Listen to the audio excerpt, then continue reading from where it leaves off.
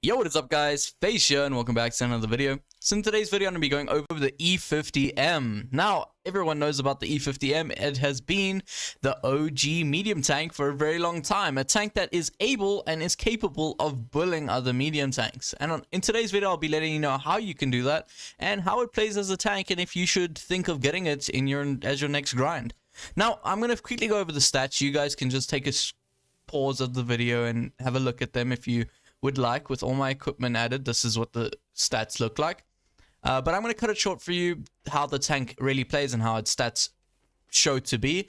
It is a tank with a very accurate gun, decent alpha, pretty good armor for a medium tank, that is for sure, and it moves pretty fast for what the armor it holds. Now I'm going to go over my equipment. Now obviously I'm running calibrated shells because this tank does not really have very good pen, but if you do find yourself penning people fairly reliably with gun rammer, then might as well run gun rammer, as you have a 40-second or 0.40 second off of your reload. So having 6-second reload is pretty comparable to most medium tanks and one of those high DPM tanks like the Leopard 1 and Object 140. So obviously this tank has very good alpha just like the Leopard 1, and for that reason I've run the calibrated shells just because it improves the pen obviously, and I feel like the tank needs it in most situations. Then we have aiming time.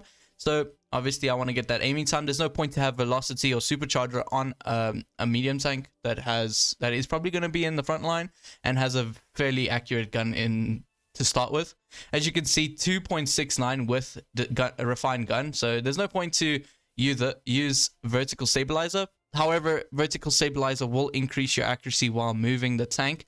So in most situations, maybe that can be helpful to you, but I find that refined gun just makes the gun even more accurate. Then enhanced armor, because the tank does have armor, so that 4% increase to hull inside armor will actually be helpful, opposed to using it on a Leopard 1, where the Leopard 1 starts with no armor. Adding 4% extra does not really add anything.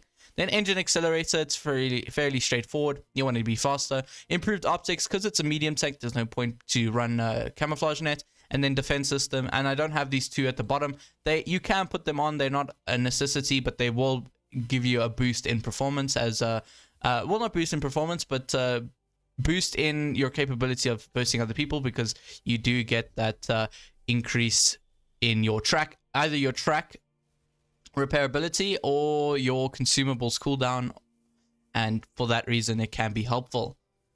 But however, I'm going to just head into a game for you guys. Hopefully we can get into a game fairly quickly. Now, what do I think of the E50-M? Do I think it's a tank that you guys should get? Honestly, yes. This is a tank that is very, very capable. If you're someone who plays medium tanks fairly well, then the E50-M is your generic medium tank. It has everything you want for a medium tank. A fantastic gun, good maneuverability, and fantastic armor. So this tank has it all in terms of what you can get out of a medium tank. First map, we're on Falls Creek. Now, having a look at the enemy lineup, enemy team has an E50-M, a Progetto, SDB, and Sheridan. So they are very light, whilst to us, we have an M60, 140, and then obviously me. So they are up on medium tanks, which is very unfortunate. We don't really have any heavy tanks that are fast enough to assist us here.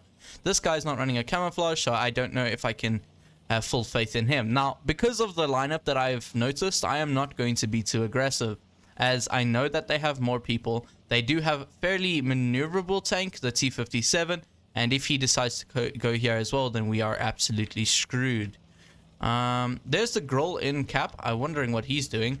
Now, as you can see with this, I was gonna say with calibrated shells I can pin him no problem, but as you can see, it didn't really go to plan. Now that's what's really nice about the E50-M. The gun mantlet on the turret actually makes that its weak spots are a lot harder to hit. Now, we aren't pinning this guy, which is very unfortunate, and the Sheridan just gets to my side. This 140 or M60 just allowed him to do that, which is very unfortunate for me, and get a no shot into the back of that Sheridan's turret. I have no clue why that happened. I'm going to run away, seeing as how the enemy team is pushing as of now, and yeah, there's nothing much I can really do. I'm hoping we can clear this T57 so my heavy tanks don't need to deal with him any longer. And there is a Groll. Now, I'm going to get a ram into the Groll for 400, and that's what the E50-M does fantastically doing, is ramming people. Now, I don't want to get a shot from him. Now, the 183 I did notice there. I thought I was going to die, but fortunately I didn't. And he did manage to bounce me, which is very nice. Get a HE shell into the back of this T-57. And I am going to try and get a kill into him. I want to obviously run away as I use my auto aim to clear him to get a perfect shot. Now, the Sheridan's probably going to come and kill me. There's nothing more I can say about this. My team was very unfortunately bad. And because of that, obviously, I'm not able to... He's ignoring me. Okay. Well, I don't know why the Sheridan did that. He could have killed me, and that would have been a tank down. Unfortunately, he chose to do and go for the girl.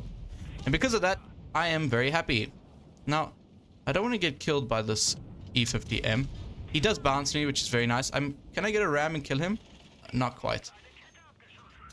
We managed to clear him. Now, the Progetto is going to come here. Hopefully, he doesn't kill me. I want to back up, but I cannot, which is very unfortunate. And I get back just in time that maybe he doesn't kill me. I'm hoping not. Okay, he doesn't kill me. Thank God.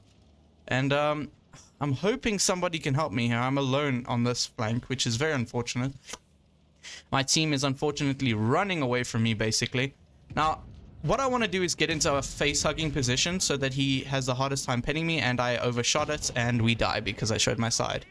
Now, I was hoping to ram him, but then I noticed my health was a bit too low, so I stopped, and because of that, he was able to get to my side.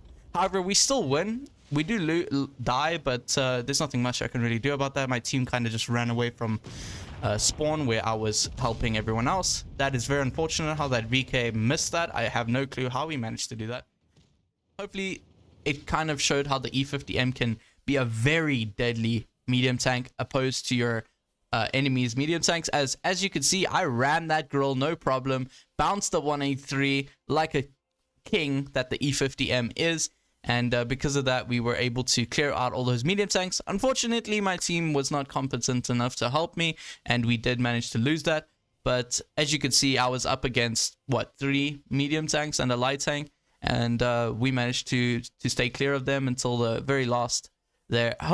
Thankfully, the Sheridan actually ignored me. But yeah, as you can see, the Sheridan E50-M, I should say, is a fantastic vehicle. And I definitely recommend you guys to get it. Now, as you can see, it was a defeat. If we go into here, we did 3,000 damage. Not bad. Destroyed 3 tanks, which are those medium tanks. Or a light tank and a medium tank. That Yag did 722 damage. He was a 53%er with 1,300 average. And the 140 was a... Oh my god. I don't think I've seen anyone with that low of a win rate. 38% win rate?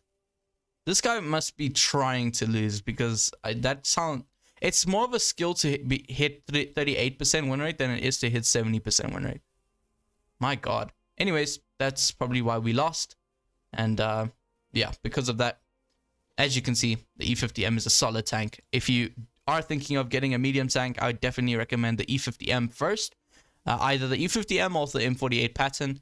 I'm probably going to do an M48 pattern video fairly soon, so stay tuned for that. But the E50-M is a very strong tank, and it can bully other medium tanks. As you saw, if you face hug them, they struggle to pen you. And using calibrated shells just allows that you can absolutely butter through an enemy E50-M if they decide to face hug you. But anyways, hopefully you guys enjoyed this video. If you did, you can leave a like and subscribe. I would greatly appreciate it. And I'll check you guys later. Cheers.